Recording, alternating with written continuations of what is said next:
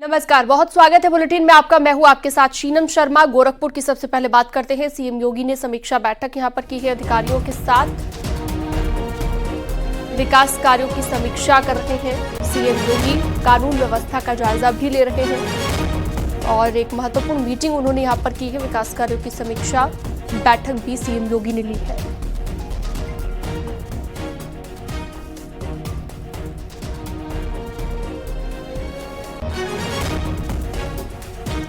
तो गोरखपुर में सीएम ने समीक्षा बैठक की है।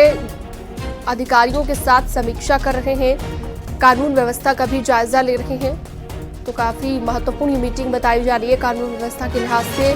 और इसके साथ ही आपको बता दें, तमाम जो विकास कार्य हैं उनकी भी समीक्षा की जा रही है।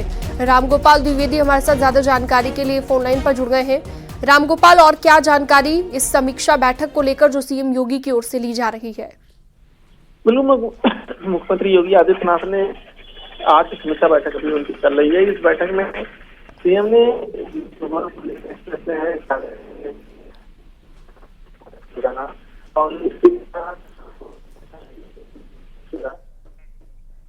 तो लगता है आवाज नहीं मिल पा रही है। बहुत शुक्रिया आपका। गोरखपुर में सीएम की समीक्षा बैठक को लेकर अहम जानकारी दे रहे थे हमारे सहयोगी। तो कानून व्यवस्था को लेकर ये महत्वपूर्ण मीटिंग सीएम योगी ले रहे हैं। गोरखपुर में विकास कार्यों की समीक्षा कर रहे हैं।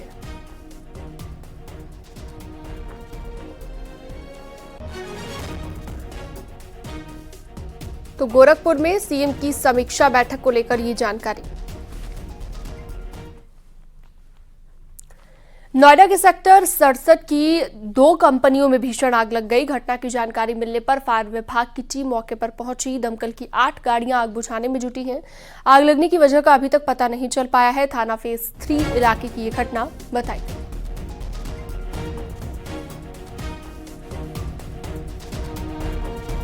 तो दमकल की गाड़ियां आग बुझाने में जुटी हुई हैं और नोएडा की 2 फैक्ट्रियों में ये भीषण आग लगी है। आग लगने की वजह अभी तक साफ नहीं हो पाई है। 2 फैक्ट्रियों में भीषण आग लगी। दमकल की 8 गाड़ियों ने मौके पर पहुंचकर आग पर काबू पाया।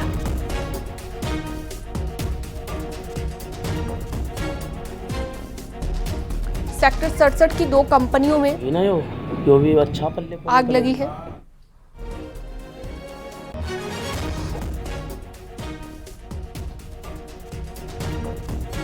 तो देख सकते हैं आप आग की लपटों का ये तांडव, जिसके लिए कड़ी मशक्कत करनी पड़ी। दमकल विभाग को 8 गाड़ियां मौके पर पहुंची। सेक्टर 67 जहां पर 2 फैक्ट्रियों में आग लग गई। हालांकि अभी तक ये पता नहीं चल पाया है कि आग लगने के पीछे वजह क्या थी। हमारे सहयोगी हिमांशु शुक्ला ज्यादा जानकारी के साथ जुड़ गए हैं फोन लाइन पर। हिमांशु, कुछ पता चल पाया है क्या वजह थी आग लगने के पीछे और अभी क्या लेटेस्ट अपडेट हादसे को लेकर? बिल्कुल, देखिए आपको बता दें, नोएडा के सेक्टर 37 में ये 2 फैक्ट्री में आग लगी है। आग के कारणों का भी पता नहीं लग पाया है, लेकिन फिलहाल स्थिति जो है वो विकराल है। आग ने विकराल रूप ले लिया। एक फैक्ट्री से दूसरी फैक्ट्री आग पहुंच गई।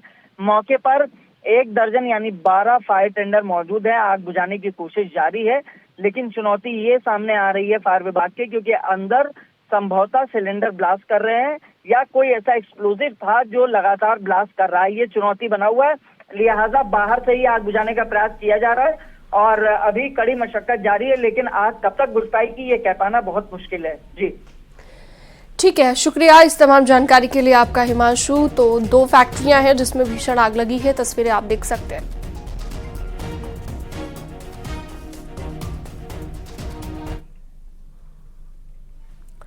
गाजियाबाद में फैक्ट्री में भीषण आग लग गई और आग लगने से लाखों का सामान जलकर राख हो गया। शॉर्ट सर्किट की वजह से यह आग लगी है।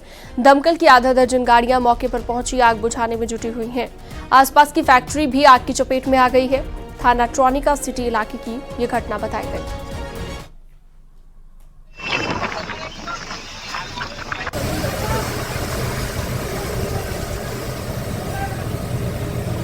तो आसपास की फैक्ट्री भी आग की चपेट में आई है। तस्वीरें आप देखिए, गाजियाबाद की तस्वीरें, किस तरह से काले धुएं का गुब्बार उठता हुआ नजर आया। आग की लपटों का ये तांडव गाजियाबाद से, जहां पर फैक्ट्री में भीषण आग लग गई। इससे पहले नोएडा की खबर हमने आपको बताई, वहां पर भी आग लगी।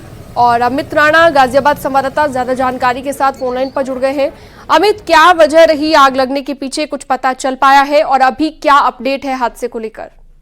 देखिए, आपको बताना चाहूंगा, ये ट्रोनिका से थाना क्षेत्र का ये पूरा मामला है, जहां एक बना हुआ है इंडस्ट्रियल एरिया। उस इंडस्ट्रियल एरिया की जो केमिकल की फैक्ट्री थी, उसमें एकाएक आग लग गई। बताया जा रहा है कि प्रथम दृष्टया शॉर्ट सर्किट की वजह से आग लगी है, क्योंकि केमिकल वहां पर रखे हुए थे, केमिकल के ड्रम वहां रखे हुए थे, जिसके चलते आग ने एकाएक भयानक रूप भी ले लिया और जिसके चलते पास की जो 2 और फैक्ट्रियां हैं वो भी इसकी जद में आ गई हैं। हालांकि मौके पर पहुंची फायर ब्रिगेड की जो टीम है वो आग को बुझाने का लगातार प्रयास कर रही है। 2 घंटे से ज्यादा बीत चुके हैं, लेकिन अभी भी लगातार प्रयास किया जा रहा है। गनीमत इस बात की रही कि अभी तक कोई जान माल की हानि की सूचना इसमें नहीं आई है, लेकिन लाखों का माल जलकर स्वाहा हो चुका है।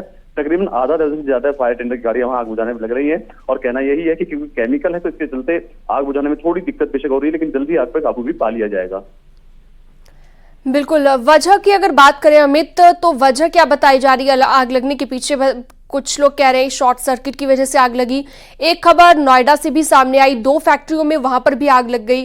क्या गर्मी भी इसके पीछे एक वजह हो सकती है? क्योंकि इतना ज्यादा तापमान इस वक्त पश्चिमी उत्तर प्रदेश में है कि कह सकते हैं कि लोगों का घरों से निकलना बाहर मुश्किल हो गया है।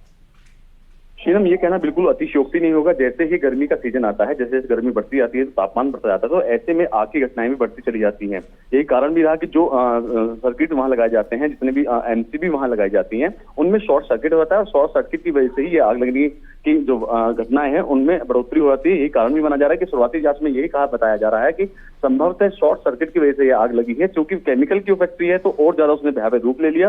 हालांकि जो अग्निशमन अधिकारी है उनका कहना यही है कि प्रथम दृष्टया यही लग रहा है कि शॉर्ट सर्किट की वजह से आग लगी है। और जैसा आपने पूर्व में बताया कि तापमान बढ़ने की वजह से, ये बिल्कुल कहना अतिशयोक्ति नहीं होगी। जैसे जैसे तापमान बढ़ता है वैसे वैसे आग की घटनाओं भी यहाँ पर बढ़ोतरी देखने को मिलती है।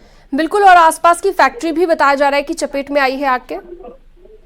जी बिल्कुल, इसके पड़ोस में जो 2 फैक्ट्रियां हैं वो भी इसकी जद में आ चुकी हैं। हालांकि जो फायर ब्रिगेड की जो गाड़ियां हैं वो लगातार प्रयास कर रही हैं, क्योंकि गर्मी का मौसम है, ऐसे में तापमान और ज्यादा बढ़ जाता है। तो जो तापमान के चलते जो फैक्ट्री की दीवारें हैं वो भी खुद ब खुद ढह रही हैं। वहीं दूसरी ओर जेसीबी वहां पर मंगाई गई है, ताकि जो अंदर अगर कोई किसी तरह की कोई जनहानि ना होने पाए, जेसीबी से दीवारों को तोड़ा जा रहा है ताकि जो फायर टेंडर है वो अपना काम पूर्णतः सुचारू रूप से कर पाए।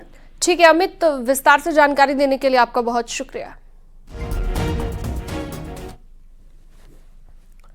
नोएडा और गाजियाबाद के साथ लखनऊ से भी भीषण आग की तस्वीरें सामने आई है। लखनऊ के फर्नीचर शोरूम में भीषण आग लग गई, जिसे बुझाने में फायर ब्रिगेड के कर्मचारी जुटे हुए हैं। आग की तीनों तस्वीरें बेहद भयानक हैं। इन तीनों तस्वीरों के जरिए आप देख सकते हैं कि किस तरह से गर्मियों में आग लगने की घटनाएं बढ़ गई हैं और नोएडा की 2 कंपनियों में आग लग गई। इसके अलावा गाजियाबाद में भी एक फैक्ट्री में आग लगी है और लखनऊ की तस्वीर आप देखिए जहां पर दुकान में आग लगी है। इस वक्त तापमान चरम पर है। इस वक्त गर्मियों का सितम लगातार लोग तो सह रहे हैं, बल्कि जो केमिकल फैक्ट्रियां हैं जहां पर केमिकल का इस्तेमाल किया जाता है वहां पर आग लगने की जो घटनाएं हैं वो बढ़ रही हैं। चाहे शॉर्ट सर्किट आग लगने के पीछे वजह हो या फिर कोई और रीजन हो, लगातार घटनाएं बढ़ रही हैं।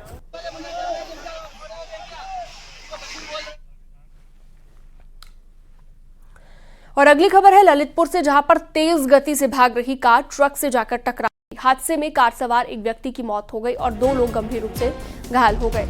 घायलों को जिला अस्पताल में भर्ती करवा दिया गया है। पुलिस ने मृतक के शव को कब्जे में लेकर पोस्टमार्टम के लिए भिजवा दिया है।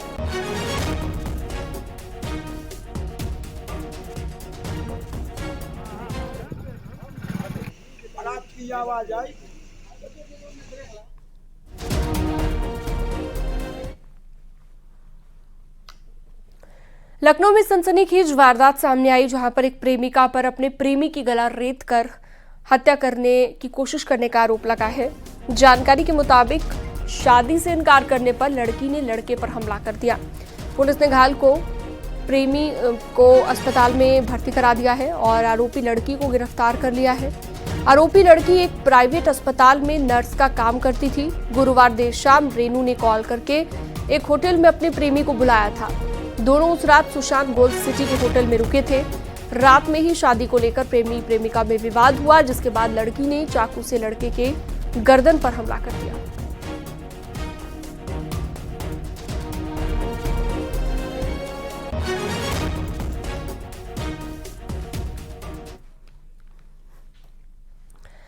शाहजहांपुर में मेडिकल कॉलेज में सरकारी दवाई से भरी टाटा मैजिक पिकअप गाड़ी पकड़े जाने के मामले में सीएमएस ने 2 फार्मासिस्ट समेत 4 के खिलाफ मामला दर्ज कराया है। चौक कोतवाली में केस दर्ज हुआ है। कॉलेज परिसर में तैनात सुरक्षा गार्ड ने जैसे ही पिकअप को रोका, ड्राइवर और उसका साथी फरार हो गया। टाटा पिकअप चेक करने पर देखा कि पूरी गाड़ी दवाइयों से भरी थी और उसमें लाखों रुपए की दवाइयां थी।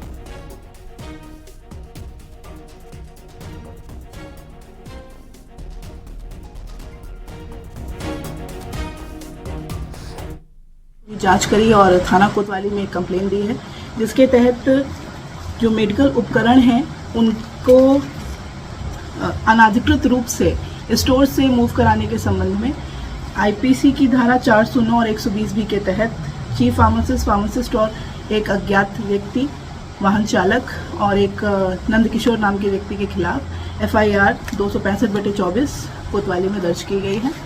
उपलब्ध साक्ष्यों के आधार पर नियमानुसार कार्रवाई की जाएगी। अमेठी में एक महिला का शव दफनाने के लिए 6 दिन बाद निकालकर पोस्टमार्टम के लिए भेजा गया। महिला के पिता ने ससुराल वालों पर दहेज की मांग पूरी न होने पर गलत दवा खिलाकर जान लेने का आरोप लगाया है। परिजनों ने पति, सास, ससुर और ननद के खिलाफ शिकायत दर्ज कराई है। इसके बाद डीएम के निर्देश पर पुलिस की मौजूदगी में 6 दिन के बाद शव को कब्र से निकालकर पोस्टमार्टम के लिए भेजा गया। मामला गौरीगंज कोतवाली क्षेत्र के खगा पाठक का पूर्वा वार्ड नंबर 13 का है। आरोप के मुताबिक दहेज की मांग पूरी न होने पर ससुराल वालों ने महिला के पहले से गर्भवती होने का आरोप लगाया है और गर्भपात की दवा खिला दी। दवा खाने के बाद उसकी हालत बिगड़ती चली गई। करीब 1 महीने के बाद उसने दम तोड़ दिया। ससुराल वालों ने मृतक के परिजनों की मौजूदगी में शव का अंतिम संस्कार कर दिया, लेकिन अब लड़की के पिता ने दहेज के लिए गलत दवा खिलाकर हत्या का आरोप लगाया।